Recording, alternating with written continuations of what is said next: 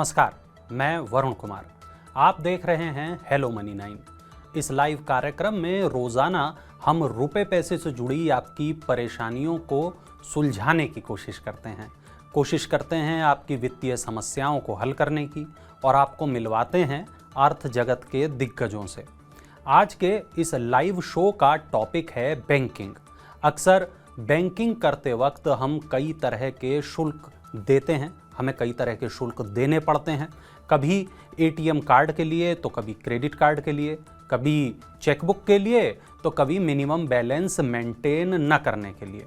आप भी इन तमाम शुल्क से, इन तमाम चार्जेस से कभी ना कभी रूबरू हुए होंगे, दो चार हुए होंगे, लेकिन कब आपको ये शुल्क देना पड़ता है और कब आप इन शुल्क से यानी इन चार्जेस से बच सकते हैं, यही जानेंगे आज हम। और बात करेंगे सुरेश कुमार बंसल जी से।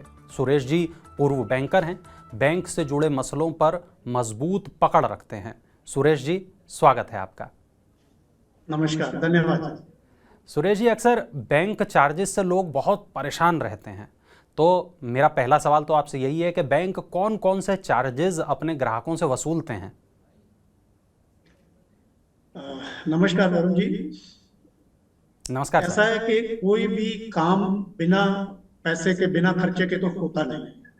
बैंकिंग भी एक व्यवसाय है, तो इसलिए हर कार्य के जो भी काम वो करते हैं उसका चार्जेस, शुल्क उसका वसूल करते हैं।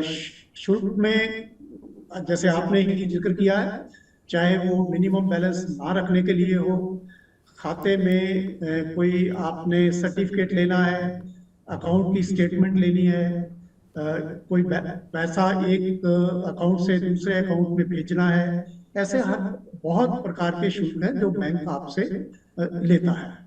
तो एटीएम कार्ड भी इशू करना है, क्रेडिट कार्ड इशू करना है, रिन्यूअल ऑफ एटीएम कार्ड है, तो इन सभी चीज़ों के चार्जेस बैंक लेता है।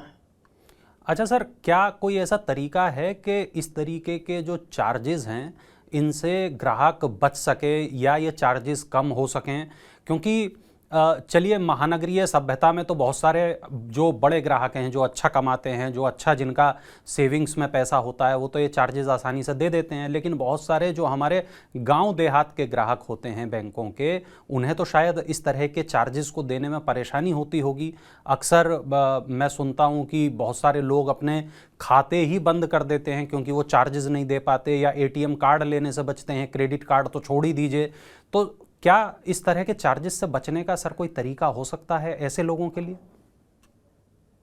देखो, सीधे तरीके से तो अगर सोचें तो ऐसा कोई तरीका नहीं है कि चार्जेस से बचा जा सकता है, लेकिन अपनी बुद्धि को इस्तेमाल करके, जैसे अभी आपने मिनिमम एवरेज बैलेंस का जिक्र किया, अगर खाता धारक इस बात का ध्यान रखे कि उसके खाता में मंथली या क्वार्टरली जो भी किसी बैंक का सिस्टम है उसके मुताबिक मिनिमम बैलेंस मेंटेन कर लेता है और करने की तरफ ध्यान रखता है, तो वो मिनिमम बैलेंस चार्जेस जो है उससे बचा जा सकता है। कोई इसमें ऐसी बात नहीं। दूसरा है, मान लीजिए आप किसी को पैसा रिमिट कर रहे हैं, तो आपके पास नेट बैंकिंग की एक ऐसी सुविधा है, आप घर बैठे ही वो काम स्वयं कर सकते हैं, अपने अकाउंट, एक अकाउंट से दूसरे अकाउंट में ट्रांसफर कर सकते हैं। तो इससे भी जो आपको जो नेट बैंकिंग के चार्जेस लग जाते हैं, दूसरे चार्जेस आपको, जैसे आरटीजीएस करना, डिमांड ड्राफ्ट के लिए आपको चार्जेस बहुत ज्यादा लगते हैं। आरटीजीएस या एनईएफटी करना है तो उसके चार्जेस बहुत ही नॉमिनल होते हैं, तो उससे आपको जो है बचा जा सकता है। ऐसे ही मिनिमम एवरेज बैलेंस में भी एक और बात सोचने वाली है, जो पहले नहीं था, अभी रिजर्व बैंक के डायरेक्शंस के मुताबिक बैंक करते हैं कि मान लो किसी खाते में आपको 1,000 का मिनिमम बैलेंस रखना है, तो पहले ये होता था कोई आपका बैलेंस 1,000 से कम हुआ नहीं तो आपको जितने मिनिमम चार्जेस लगने हैं, 100 रुपया मान लो लगना है, वो 100 रुपया लग जाता। तो अभी बैंकों को यह हिदायत दी गई है कि अगर मान लीजिए आपका 1,000 रुपए से बैलेंस कम होके 900 रुपए रह गया है, तो शॉर्टफॉल आपका क्या है, शॉर्टफॉल आपका 100 रुपए है, तो 100 रुपए के मुताबिक चार्जेस लगेंगे, ना कि 1,000 रुपए के मुताबिक चार्जेस। तो ये बहुत ही जो इन चीजों को ध्यान रखने की बहुत आवश्यकता है। तो कस्टमर, मैं समझता हूँ कि अपने बहुत से चार्जेस ऐसे बचा सकता है। अच्छा सर, ये पिछले काफ़ी वक्त से बैंकों के डूबने की अक्सर खबरें आती हैं, खास तौर पर देखा जाता है सहकारी बैंकों से जुड़ी खबरें आती हैं, तो क्या ग्राहकों के पैसे डूब जाते हैं ऐसे में? नहीं, इसमें deposit insurance and credit guarantee corporation, DICGC बोलते हैं, हर बैंक ने डीआईसीजीसी से हर कस्टमर के डिपॉजिट का इंश्योरेंस करवाया होता है, और हर कस्टमर का 5 लाख रुपए तक का उस बैंक में डिपॉजिट जो है वो इंश्योर्ड होता है। तो बिल्कुल कोई 5 लाख रुपए तक खतरे की बात नहीं है। वैसे प्रैक्टिकली अगर देखा जाए तो पिछले कई सालों में कुछ बैंक फेल हुए भी हैं, तो भी कोई ऐसा मैं नहीं समझता कि कस्टमर होंगे जिनको 100% कोई लॉस हुआ होगा। उनको मेजर अमाउंट जो है अवश्य मिल गई होगी, और बहुत सारे ग्राहकों को तो पूरी अमाउंट ही मिल गई। बिल्कुल। इस बीच हमारे पहले जो कॉलर हैं जो हमें फ़ोन किया है वो भी हमारे साथ जुड़ गए हैं। पहला फ़ोन हमें किया है गोपाल ने हमें पहला फ़ोन किया है, और गोपाल का क्या सवाल है? गोपाल, आप अपना सवाल पूछ सकते हैं। सर नमस्कार। मैं ये सवाल जानना चाहता हूँ कि क्या आवाज थोड़ा बढ़ाएंगे? हेलो हेलो, आवाज आ रही है? जी गोपाल। हाँ सर, मेरा सवाल ये है कि मैं ये जानना चाहता था कि जो हम बैंक अकाउंट खुलवाते हैं किसी बैंक में, तो क्या उसमें कोई चार्जेस भी होते हैं, और ये किस तरह के चार्ज होते हैं, और ये कितना मतलब हमें हमारी जेब पर इनका असर पड़ता है? देखिए, मैंने अभी बताया है कि शुल्क तो हर प्रकार की सर्विस के ऊपर, इसको सर्विस चार्जेस कहते हैं। तो बैंक क्योंकि एक व्यवसायिक संस्था होती है तो चार्जेस लगते हैं, लेकिन चार्जेस में आपको चाहे चेकबुक इशू करवानी है तो भी चार्ज लगते हैं, आपने एटीएम कार्ड इशू करवाना है तो भी लगते हैं। लेकिन अलग अलग किस्म के अकाउंट्स में इसमें कहीं ना कहीं छूट भी दी हुई है। जैसे मान लीजिए एक खाता होता है BSBDA, basic saving bank deposit account. इसमें चेकबुक जो 20 की चेकबुक है, मान लो वो फ्री दी जाती है बैंक की तरफ से, तो उसमें मिनिमम बैलेंस का कंडीशन नहीं होता है, तो वहां पे ये चार्जेस नहीं लगते। बिल्कुल। उम्मीद है गोपाल जी को अपने सवाल का जवाब मिला होगा। सर, इस बीच मैं आपसे वही बात कंटिन्यू करना चाहूँगा जो हम पहले कर रहे थे, कि जब कोई बैंक डूब जाता है, अक्सर पिछले दिनों काफ़ी इस तरह की घटनाएं देखने को मिली। कुछ महाराष्ट्र के कुछ बैंक थे ख़ास तौर पर जिनकी बातें हुई कि वो बैंक डूब गए। हालांकि वो कोई बड़े बैंक नहीं थे, छोटे बैंक थे, सहकारी बैंक थे। लेकिन ये सर, जब बैंक डूब जाते हैं, आपने बताया कि बहुत बड़ा नुकसान ग्राहकों को इसका नहीं होता है, लेकिन सर इस तरह के बैंकों में क्या पैसे जमा कराना ग्राहकों के लिए सेफ होता है? उसे पहले से कैसे पता हो कि मुझे किस तरह के बैंक में पैसा जमा कराना चाहिए और किस तरह के बैंकों से थोड़ा दूरी बना के रखनी चाहिए? देखिए, पहले तो मैं सुझाव ये दूंगा कि कस्टमर को राष्ट्रीयकृत बैंकों की ओर जाना चाहिए, क्योंकि राष्ट्रीयकृत बैंकों में सरकार की अपनी पूंजी लगी होती है, तो इसलिए उनको अधिकतर सेफ समझा जा सकता है। लेकिन ऐसा नहीं है कि प्राइवेट बैंक भी सेफ नहीं है।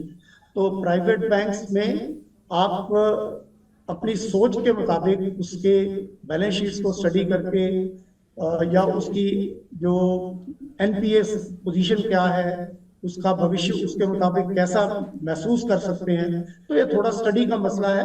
वैसे 5 लाख रुपए तक, जैसे मैंने बताया, हर बैंक, चाहे वो प्राइवेट है चाहे वो नेशनलाइज है, उसमें आपका पैसा 5 लाख रुपए तक प्रति बैंक में सिक्योर है। जी। सर, ये जो कोऑपरेटिव बैंक होते हैं, अक्सर ये उसी वहीं पे ही इस तरह की घटनाएं देखने को मिलती हैं। तो ये जो प्राइवेट बैंक होते हैं सर, एक सरकारी बैंक जैसा आपने बताया, पीएसयू बताया, एक आपने बताया कि प्राइवेट बैंक होते हैं, एक आपने बताया कोऑपरेटिव बैंक होते हैं, एक स्मॉल फाइनेंस बैंक होते हैं। तो क्या आप हमारे दर्शकों के लिए इनको थोड़ा वर्गीकृत कर पाएंगे कि कौन सा बैंक क्या होता है और इनकी अपनी क्या विशेषताएं होती हैं, अगर आप संक्षेप में समझा पाएं सर? देखिए, राष्ट्रीयकृत बैंकों में जैसे मैंने बताया कि जो मेजर पोर्शन जो है गवर्नमेंट का पूंजी लगी होती है, तो इसलिए वो सबसे ज्यादा सेफ कैटेगरी में उनको काउंट कर सकते हैं। उसके बाद प्राइवेट बैंक्स हैं। प्राइवेट बैंक्स भी कुछ बैंक तो जैसे आईसीआईसीआई बैंक है, एचडीएफसी बैंक है, एक्सिस बैंक है, ये अच्छे बैंकों में, प्राइवेट बैंकों में गिने जा सकते हैं। तो इसमें भी कोई ऐसी आपको सोचने की आवश्यकता नहीं है कि पैसे को डूबने का कोई खतरा है। तो इसके बाद आते हैं अर्बन कोऑपरेटिव बैंक, जो उसमें वो क्योंकि बहुत ज्यादा स्टेट गवर्नमेंट्स के अंडर काम करते हैं, तो उसमें कहीं ना कहीं चेक जो है अपने तौर पे ही रखना जरूरी है।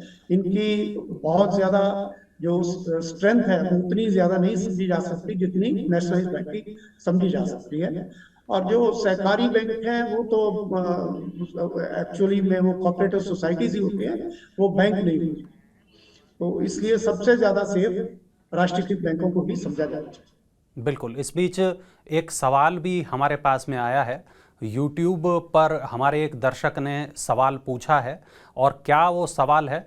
सवाल है जयपाल गुर्जर का, और उन्होंने पूछा है कि अगर कोई ग्राहक बैंक के शुल्क से सहमत नहीं है और सारे पैसे निकाल कर शुल्क का भुगतान नहीं करता है अगर वो, तो ऐसे में बैंक क्या करेगा, क्या कर सकता है बैंक?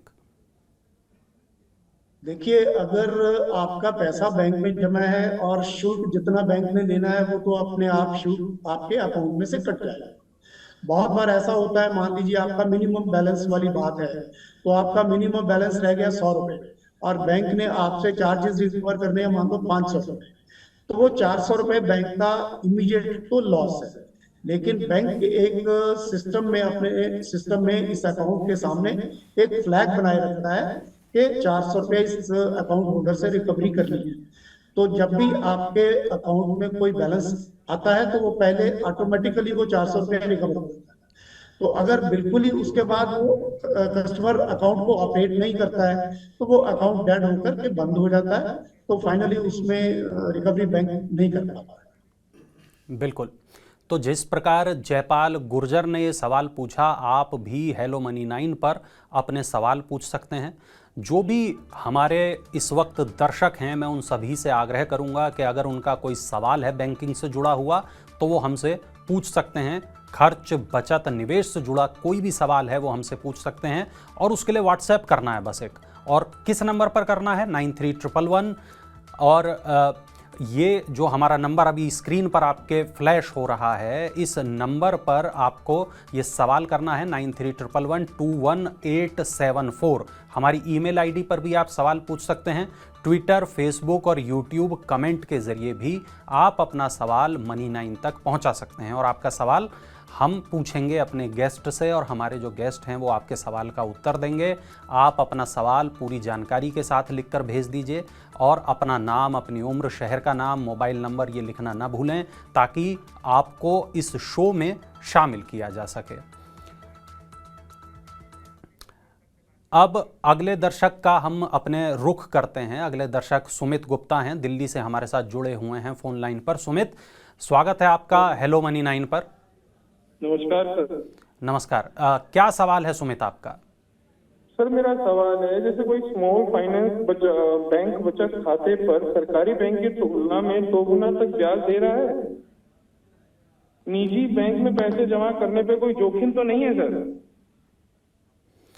आपने निजी अच्छा बैंक, सवाल पूछा है। जी सुरेश जी। देखिए, मैंने पहले सवाल के जवाब में भी ये बोला था कि आपका पैसा, जहां तक सुरक्षा का सवाल है, वो सर्वाधिक सुरक्षा राष्ट्रीयकृत बैंकों में समझी जाती है। और कुछ स्मॉल फाइनेंस बैंक, बिल्कुल आपने सही बोला है कि सेविंग अकाउंट में आपको 6 से 7% तक का भी ब्याज देते हैं। वो पर उसमें आपको बहुत जो सेविंग अकाउंट में राशि है वो कई बैंकों में 1 लाख रुपया, कई बैंकों में 5 लाख रुपया, उससे ज्यादा रखनी पड़ती है, तभी वो हायर रेट ऑफ इंटरेस्ट मिलता है। और 1 लाख रुपए तक मान लो आपको मिनिमम बैलेंस रखना है तो 1 लाख रुपए तक नॉर्मल इंटरेस्ट ही मिलता है। तो अगर आप इसकी तुलना करें तो 1 लाख रुपए तक आपको 2%, 2.5%, 3% का सेविंग का ब्याज मिला। तो यदि उसी रकम को आप फिक्स डिपॉजिट में कराएं तो उसके ऊपर आपको मान लो 4.5-5% ब्याज मिलता है। तो आप उस इनिशियल 1 लाख रुपए पर फिक्स डिपॉजिट में जमा ना करवा के सेविंग अकाउंट में रख के आप इंटरेस्ट का लॉस कर रहे हैं। तो इस चीज को आमतौर पे ग्राहक बैलेंस नहीं करता, सोचना नहीं है कि इसके ऊपर तो मुझे जो लॉस हो रहा है, फिक्स डिपॉजिट का इंटरेस्ट नहीं मिल रहा है, तो उसको कंपेंसेट आप दूसरी तरफ करेंगे तो आप कोई बहुत ज्यादा बेनिफिट नहीं ले पाएंगे सेविंग के इंटरेस्ट। बिल्कुल। और मुझे उम्मीद है सुमित को उनके सवाल का जवाब मिला होगा। शुक्रिया सुमित, आप मनी9 आपने देखा, हेलो मनी9 पर अपना सवाल पूछा। हमारे अगले कॉलर भी इस वक्त हमारे साथ जुड़ गए हैं, लखनऊ से हैं अभिषेक गौतम। अभिषेक, स्वागत है आपका मनी9 पर। Good evening sir. Good evening. ये इस वक्त दिल्ली में तो बहुत गर्मी है, नोएडा में टेम्परेचर काफ़ी बढ़ गया है, लखनऊ की क्या स्थिति है अभी? सर यहाँ पे बादल जैसे हैं, लगता है पानी बरसने के आसार हैं। अरे धुंध छाई हुई है। वाह, लगता है दिल्ली का सारा पानी लखनऊ की तरफ शिफ्ट हो गया है अभी। चलिए सवाल अपना बताइए अभिषेक, क्या सवाल आपका है इस वक्त? जी सर, मेरा सवाल है सर, अमेरिका में हाल में 2 बड़े बैंक डूबे हैं, क्या सर इस तरह की हालत क्या भारत में बन सकते हैं? बैंक डूबने पर सेविंग और इन्वेस्टमेंट पर क्या असर पड़ सकता है हमारी सर? अमेरिका में जो बैंक डूबे हैं सुरेश जी, उसको लेकर सवाल पूछा है अभिषेक ने। क्या भारत में कभी कोई ऐसी स्थिति बनने का आप देखते हैं? क्या भारत में भी ऐसा हो सकता है? पिछले दिनों जो अमेरिका में 2 बैंक डूबे हैं। आपने सवाल सही पूछा है। मैं अपने तजर्बे से ये बता सकता हूँ कि 2008 में ऐसे ही आज वाली स्थिति जो आई थी, जबकि अमेरिका के ही एक बैंक थे, बहुत बड़े बैंक थे, वो डूबा था, लेकिन हिंदुस्तान में कोई भी बैंक इस पोजीशन में नहीं था कि डूबने की स्थिति आई। तो जो बैंकों के ऊपर कंट्रोल रिजर्व बैंक का और गवर्नमेंट ऑफ इंडिया का है, उससे बैंकों की स्थिति इतनी मजबूत बनी हुई है कि ऐसा कभी नहीं हमें सोचना चाहिए कि भारतवर्ष में भी बैंक डूबने की स्थिति में आ सकते हैं। और वैसे भी जैसे मैंने पहले बताया कि 5 लाख रुपए तक का हर बैंक के साथ कस्टमर का डिपॉजिट सिक्योर्ड है, इंश्योर्ड है, उसमें बिल्कुल भी चिंता का कोई विषय नहीं। बिल्कुल, बहुत शुक्रिया अभिषेक आपका, आप जुड़े हमारे साथ। इस बीच राहुल हमारे साथ जुड़े हैं गोरखपुर से। राहुल, स्वागत है आपका हमारे इस कार्यक्रम में। राहुल, गोरखपुर से आप हैं, इस वक्त पूर्वांचल के मौसम का हाल आप बताएंगे कि अभी लखनऊ से अभिषेक ने बताया वहाँ तो बादल हो रहे हैं, लेकिन गोरखपुर की क्या स्थिति है? हाँ, यहाँ पर तो धूप निकल रही है, मौसम अच्छा है। अच्छा, ठीक है, आप अपना सवाल एक बार बताएं। मैं बैंक में 10 लाख रुपए की एफडी कराना चाहता हूँ, क्या इस रकम को किसी स्मॉल बैंक या छोटे बैंक में लगा सकता हूँ? अगर बैंक डूब गया तो क्या मेरा पैसा मिल जाएगा? कितना पैसा आप अभी वहाँ पर जमा करना चाहते हैं? 10 लाख। 10 लाख रुपए। सुरेश सर, ये लगातार इसी तरीके की जो क्वेरीज हैं वो सामने आ रही हैं, लोग अपने पैसे को लेकर लग रहा है बहुत चिंतित हैं। देखिए, पैसा तो बड़ी मेहनत से कमाया जाता है, तो हर आदमी जिसके पास में पैसा जमा करने के लिए है या रखने के लिए है, तो चिंता तो अवश्य बनेगी। लेकिन मैंने बताया है कि जहां तक इंश्योरेंस का ताल्लुक है, वो तो 5 लाख रुपए तक हर आदमी का, हर डिपॉजिटर का एक बैंक में 5 लाख रुपए तक की राशि इंश्योर्ड है, इसके लिए बिल्कुल चिंता करने की आवश्यकता नहीं। लेकिन अगर प्रैक्टिस में हम देखेंगे तो गत वर्षों में कई बैंक फेल हुए हैं, कई बैंकों में कमजोरी भी देखी गई है, लेकिन मैं नहीं समझता कि कहीं एक आध बैंक को छोड़ करके कहीं पे ऐसी नौबत आई हो कि किसी डिपॉजिटर का पैसा जो है बैंक में डूब गया हो और उसको पैसा वापस नहीं मिला हो। तो मैं समझता हूँ कि 10 लाख रुपए आपने जमा किए हैं, चिंता 5 लाख से ऊपर अवश्य करनी तो चाहिए, लेकिन ऐसी चिंता नहीं कि आपको ये लगे कि आपका पैसा डूब जाए। बिल्कुल। अच्छा सर, पिछले दिनों हमने देखा कि कई बड़े बैंकों के मर्जर हुए थे, उनकी इस तरह की खबरें सामने आई थी कि सरकार का भी ये प्लान था कि कुछ बैंकों को जोड़ दिया जाए। ये जो मर्जर थे ये क्यों किए गए थे, और क्या इस तरह के मर्जर जो होते हैं ये ग्राहकों के लिए कोई चिंता की बात होते हैं, या मतलब सब नॉर्मल है इस तरह के मर्जर? अमूमन इससे मजबूती ही मिलती है बैंक को, आपको क्या लगता है सर?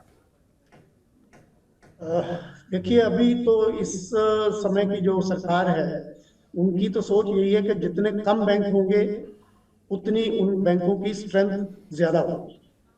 मैं भी ये समझता हूँ कि जब अभी जैसे 12 बैंक है तो किसी समय में 28 बैंक थे, तो 28 बैंकों की आपसी प्रतिस्पर्धा से कस्टमर जो है एक बैंक को कोई सैंक्शन दिखा करके दूसरे बैंक को टेकन फॉर ए राइट लेता था।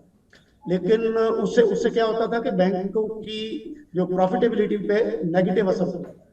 तो अभी जब बैंक कम है तो आपस में जो कंपटीशन है वो उतना नहीं होगा जितने कम बैंक होंगे, तो उससे बैंकों की स्ट्रेंथ अच्छी बनेगी और अल्टीमेटली कस्टमर के लिए भी उस स्ट्रेंथ का फायदा होगा, नुकसान नहीं। हाँ, मर्जर से कई बार ऐसा होता है कि स्टार्टिंग के साल, 1.5 साल, 2 साल जब तक सिस्टम स्टेबलाइज नहीं होते, जैसे मान लीजिए एक बैंक की चेकबुक है, बैंक नया जो बैंक है एक्वायरर बैंक है, वो ये कहता है कि ठीक है 4 महीने 6 महीने के लिए तो पुरानी चेकबुक चलेगी, उसके बाद आपको नई चेकबुक लेनी ही पड़ेगी।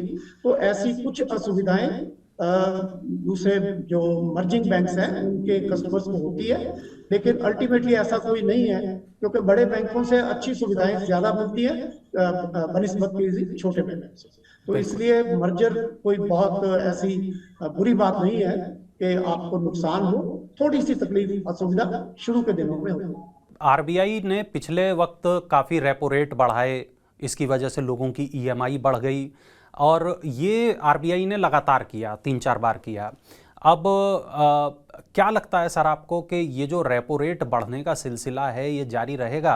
क्या लोगों की जो ईएमआई है वो इसी तरह बढ़ती रहेगी या इसमें कोई कमी आने की आपको उम्मीद दिखाई दे रही है, कोई संभावना दिखाई दे रही है? क्योंकि ईएमआई लोगों की बहुत ज़्यादा मैंने देखा बढ़ गई। मेरे जो मित्र लोग हैं वो भी अक्सर जिक्र करते हैं कि बार बार रेपो रेट बढ़ने से ईएमआई उनकी भी बढ़ गई है और ऐसे बहुत सारे हज़ारों लाखों लोग होंगे जिनकी ईएमआई बढ़ी है। तो ऐसे में सर हज़ारों लाखों लोगों से जुड़ा हुआ ये सवाल है, ये ईएमआई कब तक बढ़ेगी? जहां तक रेपो रेट बढ़ने का सवाल है, मेरी समझ के मुताबिक अभी अंत नहीं आया। अभी इसमें 1 या 2 बार और बढ़ने के चांस मुझे नजर आते हैं। हाँ, समय का चक्कर है। पहले कुछ साल पहले उल्टा चक्कर शुरू हुआ था, रेपो रेट घटने शुरू हुए, जैसे घटने शुरू हुए ईएमआई घटती गई तो लोगों ने उसका फायदा भी उठाया। तो अभी समय के चक्कर में उल्टा चक्कर चला है, तो अभी रेपो रेट बढ़ रहे हैं, उससे ईएमआई डेफिनेटली बढ़ रही है। तो हर बैंक ने अपने अपने सिस्टम इसके बनाए हैं। किसी ने ईएमआई की अमाउंट बढ़ा दी, किसी ने रीपेमेंट पीरियड भी बढ़ा दिया, तो ताकि कस्टमर को कोई बहुत ज्यादा उसमें तंगी ना हो। किसी ने इमीडिएटली इंस्टॉलमेंट ना बढ़ा करके जो इंस्टॉलमेंट फ्यूचर के लिए बढ़ा दी। तो ऐसे स्टेप्स लिए हैं जिससे जहां तक संभव हो सके कस्टमर को इमीडिएट उसका जो इम्पैक्ट बहुत ज्यादा महसूस हो। बिल्कुल। तो आप लोगों की भी ईएमआई बढ़ी होगी, जो भी लोग इस शो को देख रहे हैं। आप में से कितने लोगों की ईएमआई बढ़ी, कितनी ईएमआई बढ़ी और ईएमआई बढ़ने से आप पर कितना असर पड़ा? मैं चाहूँगा कि आप कमेंट बॉक्स में ऐसा कमेंट करें, बताएं हमें। और अगर कोई ईमेल आईडी आपकी हो तो हमें वो भी दें ताकि हम आपसे संपर्क कर सकें। सुरेश जी ने आज बैंकों से जुड़े हमें बहुत सारे सवालों के जवाब दिए, तमाम शंकाओं का उन्होंने समाधान किया, बहुत सारे हमारे कॉलर्स की जो परेशानियां थी उनको भी दूर किया। अगर आप लोगों के भी कोई सवाल हैं बैंकिंग से जुड़े हुए तो हमें कमेंट बॉक्स में बताएं ताकि अगली बार जब सुरेश जी आएँ तो उन तमाम सवालों को भी हम यहाँ पर ले सकें, उन तमाम सवालों पर भी डिस्कस कर सकें। और अब बस ये शो ख़त्म करने के लिए मेरे से लगातार कहा जा रहा है, इस शो को ख़त्म कर रहे हैं हम लोग यहाँ पर। सुरेश जी आपका बहुत धन्यवाद, आपने बहुत अपना कीमती वक्त निकाला और तमाम हमारे जितने भी दर्शक हैं उनका भी बहुत धन्यवाद। चलते चलते मैं ये कहूँगा कि तमाम बड़ी खबरों के लिए मनी9 के मोबाइल ऐप को ज़रूर डाउनलोड कर लें। रात 10 बजे मनी टाइम को देखना ना भूलें क्योंकि यहाँ आपको तमाम ज़रूरी खबरें मिलती हैं। और सुबह 7 बजे ज़रूर देखें मनी मॉर्निंग, जहाँ आपकी जेब से जुड़ी तमाम खबरें आपको दिखाई जाती हैं। तो वक्त है शो के ख़त्म होने का, लेकिन आप जुड़े रहिए मनी9 के साथ। धन्यवाद।